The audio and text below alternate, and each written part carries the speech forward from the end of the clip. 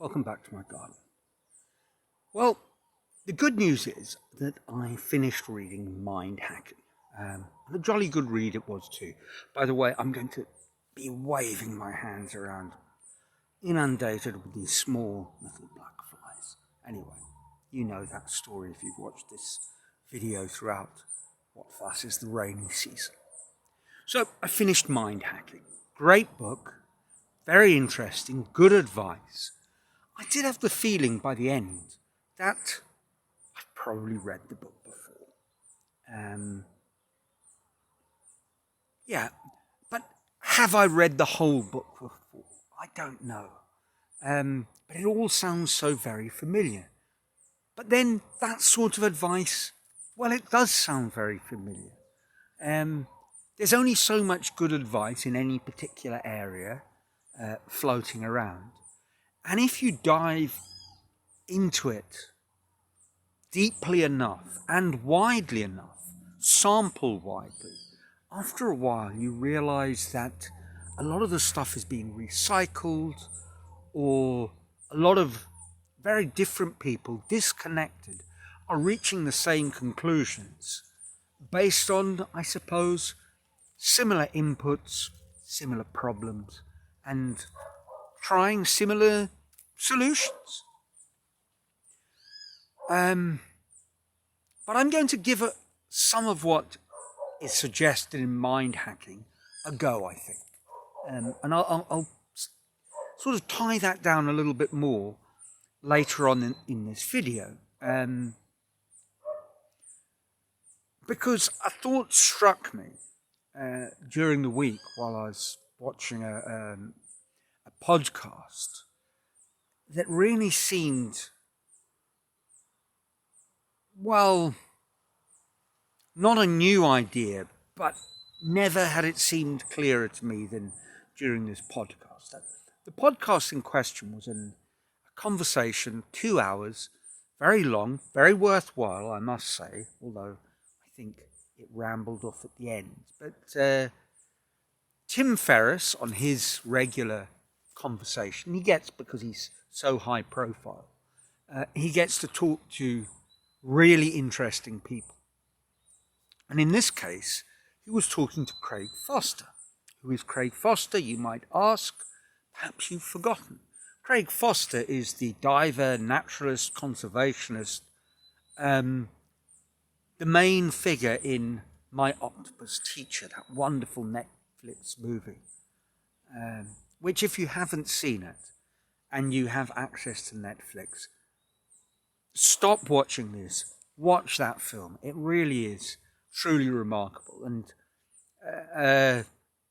100 or 150 episodes ago on this channel, I did a bit of a long dive into ideas generated by watching that film, a sort of things that My Octopus Teacher taught me.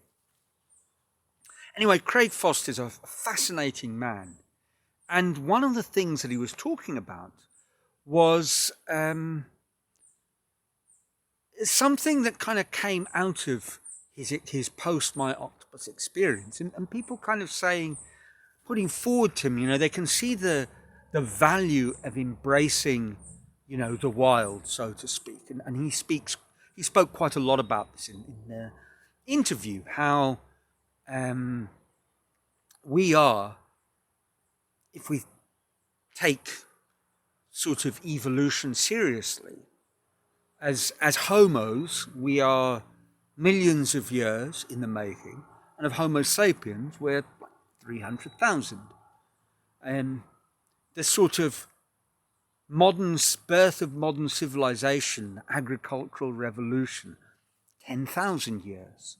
So it's really just a finger snap, a blink of the eye in the bigger picture. And our more primitive man was much more connected with his environment. He needed to be, and he was.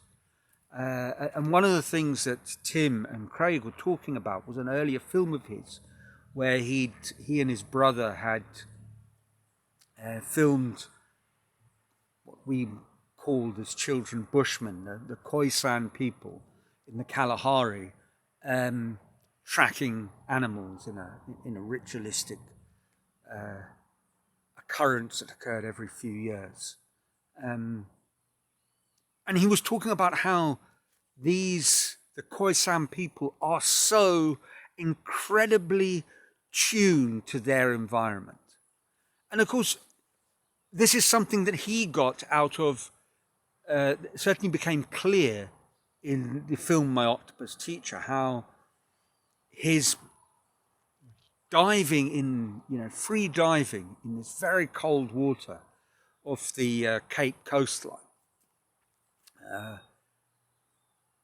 he started to become very aware of the surroundings and see more and more, become more tuned in, and eventually had this amazing breakthrough moment where he just knew that something was buried under the sand. And a criticism that one might make is, well, that's all very well, we should embrace this kind of inner primitive man and become much more dialed in, tuned in to the natural world around us. But not all of us have access to the wilds, so to speak. If you're living a city dweller, me when I was in Sao Paulo, in one of the world's least green environments, most built up vertical, doesn't have necessarily the tallest buildings, but it has by far the highest concentration of 30-story plus buildings in the world. What about if you lived somewhere like that? And he was saying how, look, however narrow your environment is, just take the time to observe the insect life where you are. And there's always insect life. There certainly was in Sao Paulo. And he suggested, really observing and doing what he did when he started to dive, pardon the obvious pun, dive into the world of this octopus. He started taking notes. He started writing stuff down. And that's his suggestion. When you start observing these insect worlds, wherever you are, write stuff down. Record your observations, and patterns will eventually start to come out. And it struck me listening to him in this conversation that is the key advice. This seemed to be the very core message in all the things that mind hacking was suggesting. But it's also the core message that people often give when they talk about how to lose weight. Start a food diary. Start recording what you're actually putting into your body and when you're putting it into your body and what exercise you're doing. Start tracking things. Start being more not mindful in the sort of meditative spiritual way, but start becoming more observational. Start becoming more scientific. I saw a series of interviews with Dorian Yates, the ex-Mr. Universe, and he showed his training diaries, and they were immensely detailed documents. I'm getting into playing chess again, and the chess training group that I've just joined, the biggest thing that they are always hammering is play lots of chess and then analyze your games. And Grandmaster Jesse Christ when he says analyze them, it's not use the computer analysis that is generated by a search engine, but it's keep a notebook. And these notes, eventually patterns will emerge. And this seems to be at the very core of, I think, any progress. People learning to do something, it's very often emphasized how, practice.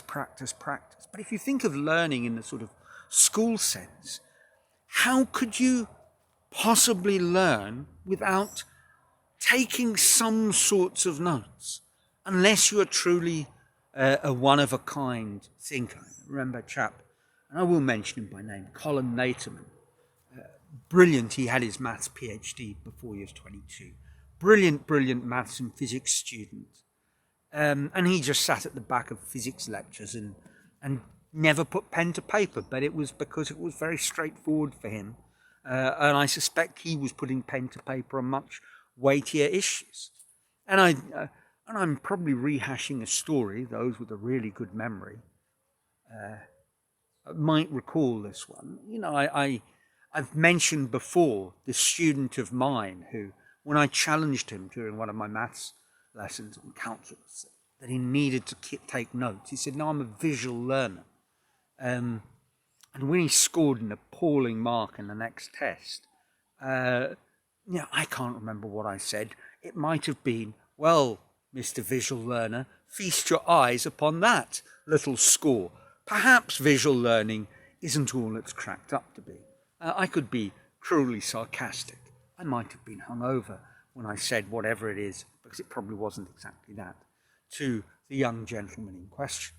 But if you put the extremes of learning to either side, we learn by writing stuff down, by keeping notes. And if you don't have a method of recording stuff in a sort of more rigorous note-taking way, perhaps you're a musician and you never learnt musical notation, and yet you will still hear great musicians of that kind of background talking about how they would record on cassettes all their noodling, and then they would play it after a period of time, and stuff would eventually pop out, ideas would present themselves.